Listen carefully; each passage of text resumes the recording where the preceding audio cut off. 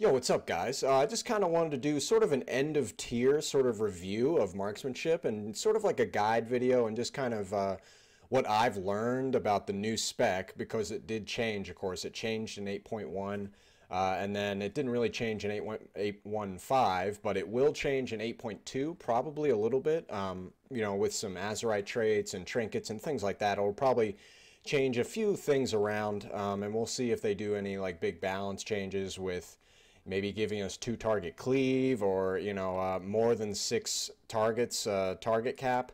But anyway, I just kind of wanted to go through my UI first of all, sort of my interface, and how to really sort of maximize, you know, the ability to see the information that you need to see in order to you know, go over how to do the best DPS during an encounter. So I'm going to start off here just at the Raider training dummy. And so I'm not going to have all my weak auras and shit up right now, but I'll show that later. But just to start off, like, I just want to go through all of my add-ons here. So first of all, angry assignments, that's usually like a healing cooldown assignment thing. It shows up right here. It's usually that's where I have it. You can just push the window anywhere. It's a good way to kind of, you know, if you have to have interrupt orders on something, or if you need to do like an order of healing cooldown, stuff like that.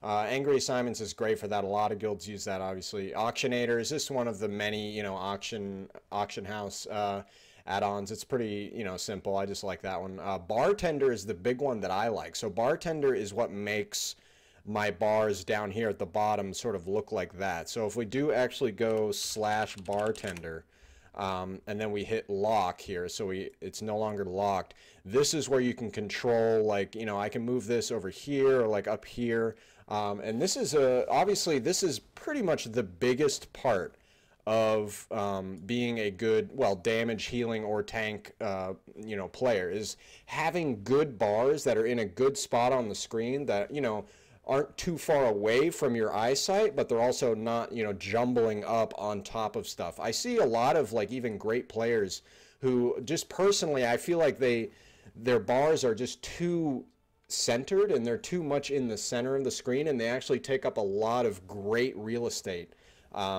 Just because for me, I really like having basically all of this area sort of where my mouse cursor is going. This area right here, this really needs to be completely clear. Because, for example, if I'm looking at this guy and I have to run back this way, I want to make sure that my peripheral vision, sort of like on this sort of back right, is open. I want to make sure I can see that area, so when I'm moving backwards or have to turn around and do something, I can at least, you know, kind of tell where my immediate surroundings are, and there's not like a fire pool, a lightning patch, or whatever, like some shit that I'm about to run into. A big one is the stun orbs on Mythic Cabal. The stun orbs, like if you're getting sucked, and I'll hopefully do a video about that, maybe today if we kill it, but do a video about that. The stun orbs on that can be annoying, like if you're getting sucked backwards and then you're trying to turn around and run. I see some people's UIs, like they cover a lot of this area just right under their character, and to me that is a mistake, because that is really, really prime real estate for being able to see where shit is on the ground and being able to move out of it and move around it and whatnot. So that is Bartender, and of course there are a lot of add-ons that control Bartender, and this is an old one. Bartender is a pretty old one. I know there's some new, sort of updated, sort of sexy new ones that a lot of like streamers and folks like to use. But I just like Bartender. It's just simple. I know how to use it. I don't have to like retrain myself in any kind of new add-on, and that's also just a part of it. Like, you know, you want to have a good sort of interface, but you don't want to struggle making a good interface. Like, you don't want to have to, like, you know, teach yourself a whole new add-on just because you think it might be a little bit better. Like, it really is just what you want it to be. Just make it that. Like, don't feel like you have to make it like a streamer's interface or like a hardcore raider's interface. Like, just do what works for you, obviously. Like, that's the big thing about an interface, is making sure that it fits your sort of psychology, even your biology. Like, if you know, if you're looking down here, like, you want to make sure that your sight lines to your monitor and to your interface are just perfect. You know, you want to make sure that it's all working out well for, you know, the middle of an encounter. So next, Bigwigs, of course, is one of the popular boss mods. Class Timer, that's another big one that I use. So we'll just go over that one as well. So Class Timer, I type in /Class Timer. This is also a very old mod. I think I maybe even used this in Burning Crusade. I don't remember how long I've had it. But again, it's just really simple. All it is it's a way to kind of track buffs and debuffs and stuff. So it's just another sort of easy bar that's, you know, customizable. And this is player. Now there is also target, focus, I guess that's it, like just target and focus. So like on your target, you could have your dots, and I do have that for like my rogue, for example. My rogue's Garrote and Envenom and stuff like that. Like you want to track that. But basically what this does is, we'll just really quick, actually let me unlock it so you can see Class Timer. Let me lock it again. So for example, I don't have it track double tap, because double tap, you don't really need to track that buff. Like you should know that, first of all, you have to use it within, you know, 13, 14-ish seconds, or even 12 if you're casting aim shot maybe. And, you know, just use it in your rotation. It's not like you're going to be holding that buff for a long time. You don't really need to track that one.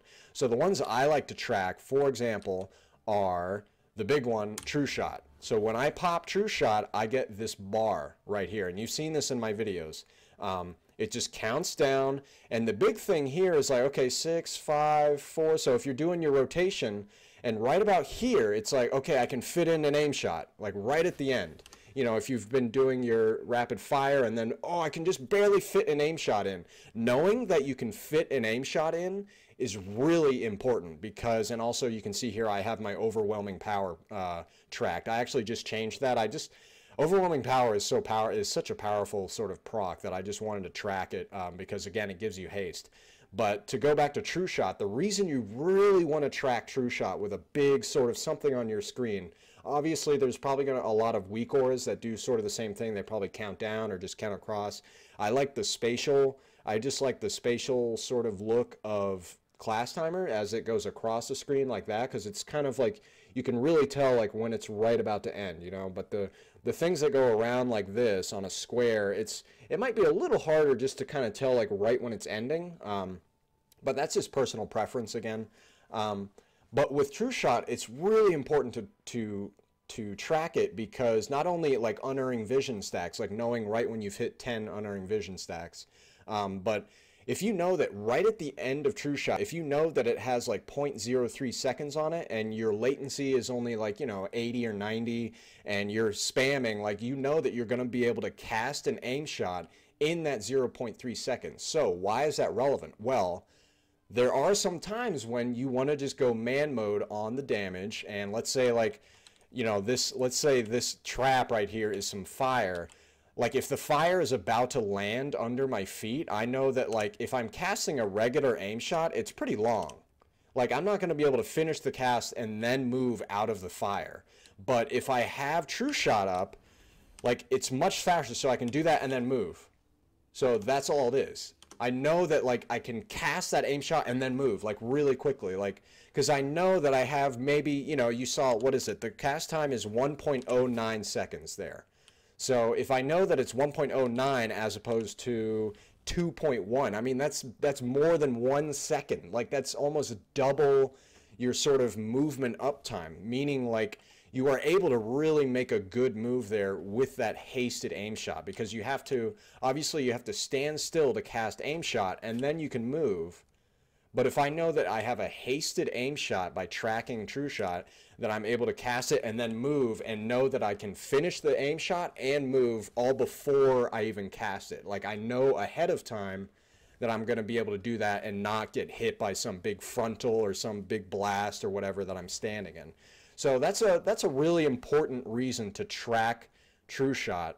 And of course that's true for a lot of different specs and classes.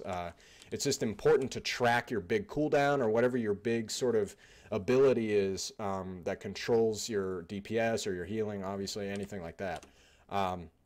So again, I use Class Timer for that. And Class Timer, it's just old-fashioned. It's just, You know, it works, like it tracks stuff, and it's cool just because it's a really simple interface, and you can just go here to extras, and then you type in a custom timer. So example, I typed in overwhelming power, and then you hit OK, and then that'll add overwhelming power, and now it'll actually track whenever my buff over. So like resounding protection right now, I could type in resounding protection bud, and then it should well, it'll track it the next time it comes up, I think. But yeah, so anyway, that is class timer. And really, you know, there are a lot of add-ons that track that shit. You just need to get one. That is basically required. So there's the resounding protection. That's required to be a good damage dealer. Coordinates, again, that's just like a map thing to show coordinates, to communicate with other players, basically. Details, of course, is the popular damage meter. It's a great damage meter. Highly recommend it. Exorcist raid tools, I forget exactly. That one's something to do with loot. I forget. I don't know. Little Wigs is for 5-man dungeons, so it's like big wigs, but not for raiding. Looking for group, oh yeah, Raider IO. So yeah, obviously Raider IO is a big one. Neat plates. So neat plates is the other one that I want to talk about, of course. That's the one when I'm in combat, so this Raiders training dummy thing will show up. So when I'm in combat, that shows up, and then when I leave combat, all of the names disappear. So when I'm in combat, these should, oh yeah, these aren't tracked because they're like little minions. But you can see all of these plates, they show up when I'm in combat, and then they disappear when I'm out. Just because I don't want these up all the time, like only when I'm in combat, you know. So which is a lot when you're in a dungeon. So it's not too big of a deal. There is a lot of customization with something like neat plates. There are some other add-ons as well. But again, that's just, it's required basically to just have a really good sort of unit plate add-on, just so that you can really have high visibility of your targets. Because, for example, like if I'm standing behind this guy and I'm trying to like understand which target I want, as you can see, when I'm mousing over this dummy in front of me, like it's touching this dummy. But if I actually go right here, you can see I can click this dummy behind him with the unit plate. And I guess the Blizzard default UI probably does that. I'm not 100% sure. I haven't used it for a long time, honestly. But this way you can you can click on what you need. You know, you can click. Like this is a really good way, obviously, just to kind of find your target, pick your target, and be hitting the right target, which is important for marksmanship. You know, some other classes as well, but marksmanship, it's important because if you're going to cast a really fucking long aim shot and shoot, you want to make sure that the target you are selecting is not, you know, first of all, about to die or about to go out of line of sight or something like that. You want to make sure you have clicked the relevant target that's going to stay there and be alive when you shoot it with aim shot, you know, stuff like that, basically. So that's why you want to have a really good unit plate add-on that isn't, you know, really in your face and big and bold. You want it to just, you know, you want to balance between like being visible but also not taking up a lot of room. You don't want it to sort of jumble up the whole screen. And even mine, I feel like maybe it's a little overkill, even mine. So pawn is tracking your stat weights, which is useful. I mean, that's just useful like if you're making a new character. So here, this is pawn. So basically, if you use the simulation craft, which is another mod I have, obviously, and I did a video on this already, but these are just your sort of your stat weights. So you can tell that like if you get something with crit or if you get something with haste, you know, the haste is going to be better probably. Of course, every time you change gear, every time your stats change even a little bit, these stat weights will change as well. So, you know, obviously I update this number every time I get like a big new piece of gear that I will be using always. So make sure you're updating your pawn string pretty often. Let's see what else I have. Prat, that's a chat add-on. That's what gives, for example, well, you can't see over there. So down here, it gives a timestamp, which is useful. I mean, you know, it's just communicating with other players and understanding what's happening and shit like that. You know, that's a part of being a good raider or being a good group member. You know, knowing the timestamps on shit and just knowing maybe this shows, for example, you know, Questel, whatever the fuck his name is, he's a shaman, so you can kind of tell that he's a shaman because of the add-on and stuff like that. So anyway, Pratt is very useful, highly recommended. Quartz, now Quartz, I don't, you know, Quartz is also, it's very old. What Quartz is this. It is, I can only use outside. So Quartz is that. It is right there. It is that cast bar. Again, I'm just so used to Quartz. I've used it forever. I mean, I think Burning Crusade again, like, I don't know, it's been a long time. But it has a, you know, it's just a regular old sort of cast bar. And I just like it. There's a lot others like it, but this one's mine. You can see, of course, it has a millisecond tracker at the end of it. So it kind of gives a live update on the actual milliseconds of that. So it's 79, 158, 131, 291, 79, you know, 158. That you don't really need to follow that perfectly because usually, I mean, my latency, as you can see, is actually 45 about. So it's basically 45 every time. Like if I cancel it there, it's still going to cast. Yeah, that's just a, you know, I just like having a good cast bar add-on. The Blizzard default one is okay, but I mean, I don't know. It's just add-ons are going to be better than the default almost always. Raider IO, of course, that's just a really good one for tracking your Raider IO score. So basically, if you open the group finder here, it'll show your score, and then like if you scroll over someone, so hold on, let's go to Dungeons, find a group. So if you scroll over somebody, it'll show their score as well. So that's obviously just useful for knowing what you're getting into.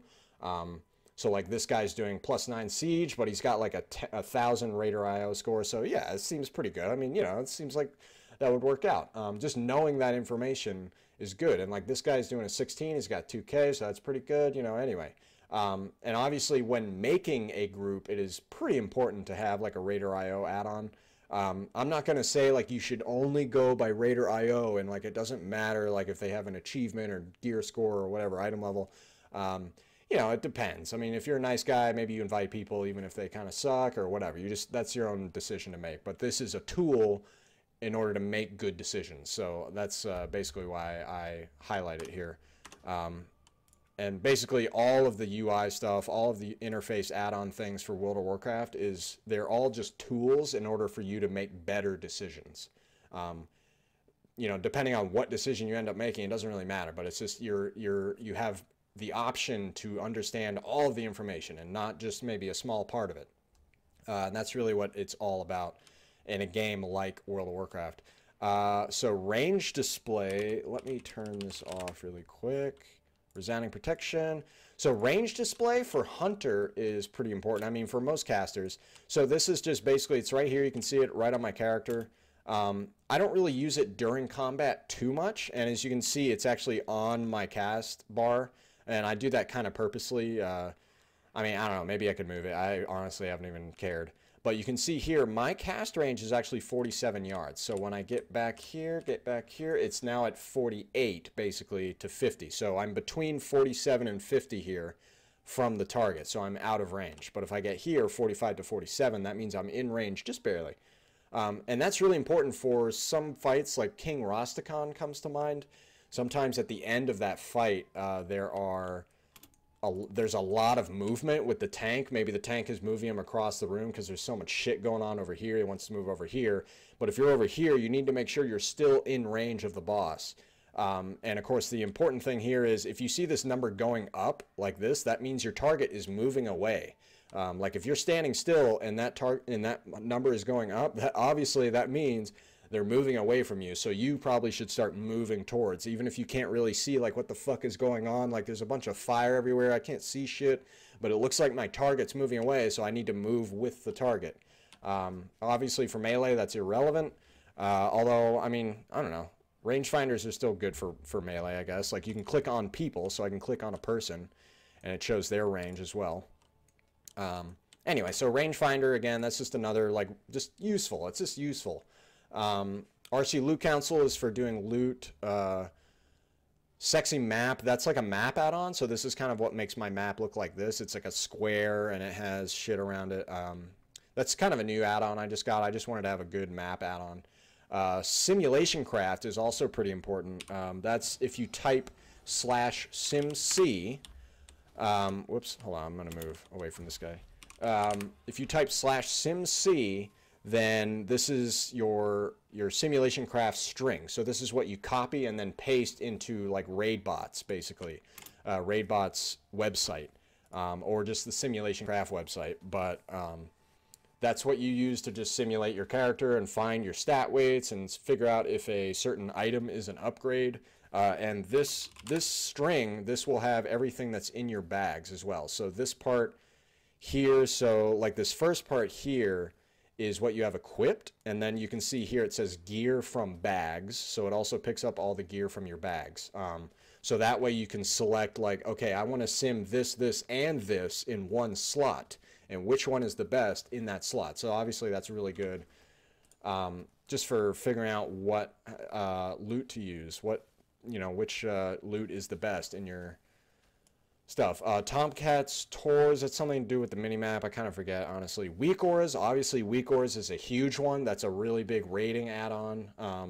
And it's basically required nowadays. There are big weak aura packages that you can download just quickly and easily that give you like really good timers for a lot of boss encounters. So weak auras is highly recommended. It's highly customizable. It's one of the ones I haven't really learned, weak auras. I just use other people's weak auras, which I know most people do. You know, if one guy just makes a really good weak aura for this debuff on this boss, then it's like, why not just use that one? But anyway, weak auras is basically required for, you know, high-end rating. Highly recommended, obviously. World Quest list, that's just, you know, a convenient way to see... So it's this right here. You can zoom out and then it shows you all of the rewards. So like, okay, I actually need, you know, a 370 ring. So let me go do this one really quick, you know, and then it shows you where it is on the map and then you go do it. So that's just kind of useful, you know, just for tracking world quests. Z Pearl. So Z Pearl is kind of the final, I think that's actually the last one because it is a Z. Yeah. So Z Pearl and then LVI, that's just, I don't know, that came with something. I honestly forgot what that is. It says dependency missing, whatever. Z Pearl is this bar right here. So Z Pearl is also a very old add-on. It's probably from like Burning Crusade again. I don't remember. I've used it forever and I don't want to change now because I'm too old and too stubborn to change. But it's just highly customizable. It's the player frame scale. So like this makes your player frame like bigger, smaller. What was it, 119, right? And then while you have this window open, you can move it around. So if you want to do like the default Blizzard, like put it up there and then put the target over there, then you can do that. And hopefully I lined this up correctly. I think I had it right. It was, okay, something like that. But obviously, and then you can change your target. So this is target. So let me go training dummy. And then if I have my pet, it also shows the pet here. So Asha is out. But the big thing is just target and then target of target. I like target of target as well, just to know, you know, who he's on. And that way also you can hit your assist key, which is default F. You can assist, misdirect, assist, you know, to sort of misdirect the tank and then go back to the target. You can roll that into a macro. Of course, I don't really use a lot of macros. I'm kind of old-fashioned that way. But... I do like this setup where you have it very far to the left and very far to the right. I know a lot of people have them closer together, sort of right in the middle, you know, your health and then the target health or whatever. But I do not like filling up this area of my character because this is where the shit happens, is right here. Like right here is where you spend most of your time, like for example with your fucking eyes. Your eyes are looking here almost always, and that's why I have my cast bar right there. You know, my class timer is there, so when I have my cast bar and my class timer, I'm just looking at both of these.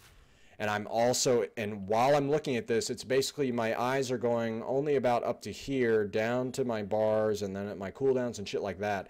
I'm not looking up to the left, up to the right, down left, down right. Like you want to make sure your eyes don't have to go very far, so you can make like, you know, really quick like looks and glances and make sure you're getting the information quickly. Because we don't have cybernetic, you know, neural link sort of setups with video games yet. I'm sure that'll happen within the century. But for now, we have to use our fucking eyes. So it's all about like maximizing where you're looking and making sure you can see shit on the screen. So that's my interface. And just to kind of finish this video out, I just wanted to do my my gear. So kind of an end of tier wrap up again. This is kind of what I wanted to do.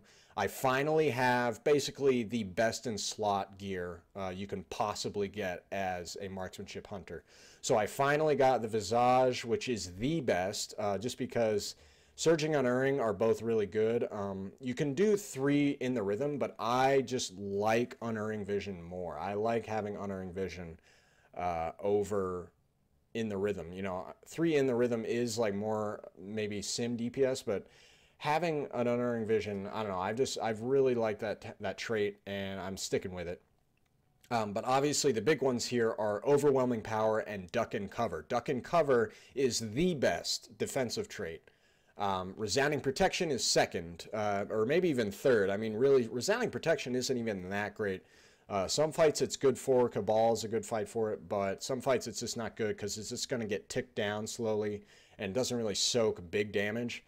Duck and cover gives you an immediate shield on use that lasts for, what, 6 seconds? Yeah, so, and it's a big shield. It's twice as big almost as, well, it's like at least 50% bigger, yeah, than resounding protection.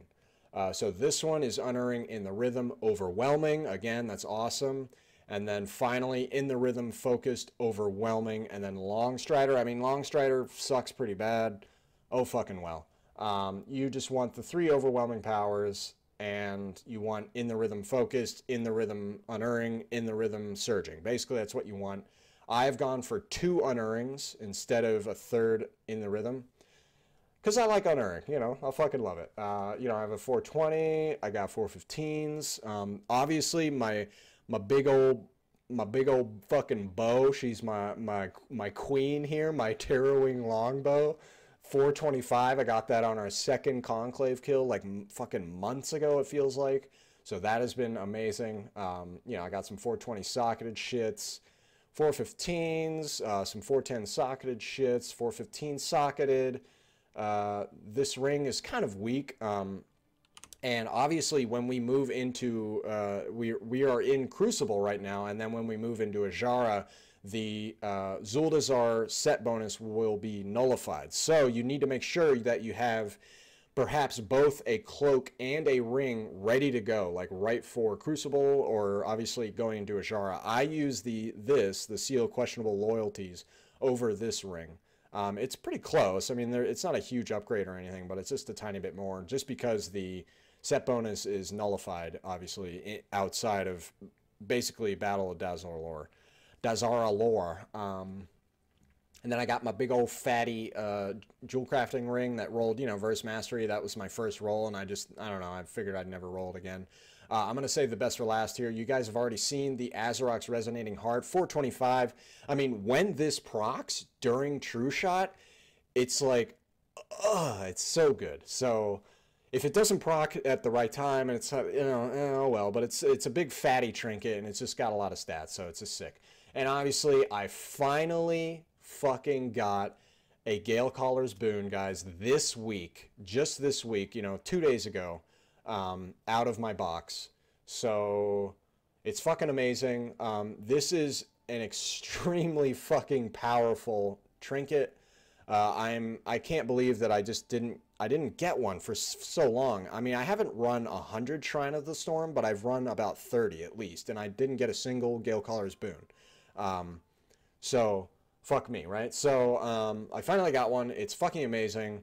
There's some things to play around with it. You want to make sure you're playing correctly with it. So I'm going to go into that in a second video here. But Gale Caller's Boon, highly recommended. Fucking get that trinket. Use your cooldowns, do some shit, and I'm now going to go over the rotation and shit and sort of in an encounter, and I'll see you guys in there.